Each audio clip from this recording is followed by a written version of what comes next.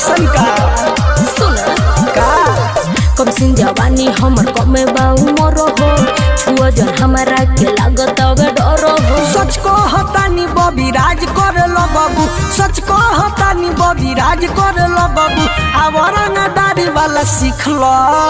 अच्छा ये बात बा ना अपन जवानी हमरा जिला के लिख दो। अरे ना हो काहे अरे अपन जवानी हमरा जिला के लिख दो। अरे जाना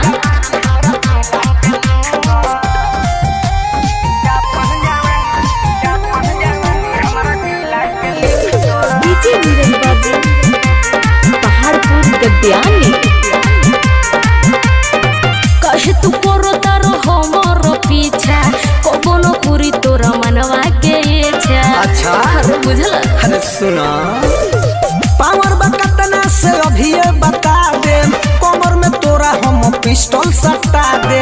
जवन करे के बदूरे से करो काहे सुना देसु हराव जनी हमरा के धर।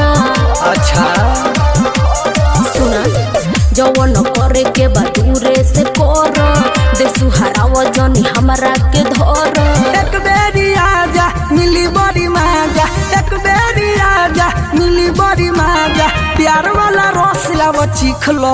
अरे मानत कहे नहीं खा अपन जवानी हमरा जिला के लिख दो। अरे भगो की ना अरे ना हो अरे अपन जवानी हमरा जिला के लिख दो। अरे जाना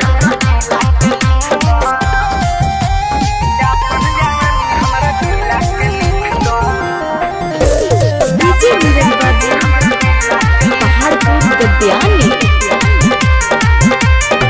सूरज स्वराज नहीं करो बोरियारी क्षण भर में झर जाई तोर रंगदारी। अच्छा। अरे समझ में आई ए गोरी होलाई कन के जन पागलावो, राइटर लड्डू से मुंह ना लगावो। लगेला डर सुनो कहतानी बतिया समझ में आई एहो ए जाके लइका के बाउर बायो दतिया।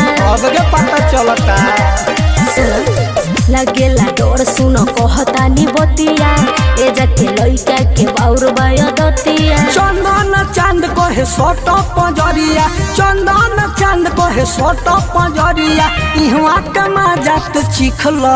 अरे मानत कहे नहीं खा अपन जवानी हमरा जिला के लिख दो। अरे भगो की ना अरे ना हो अरे अपन जवानी हमरा जिला के लिख दो। अरे जाना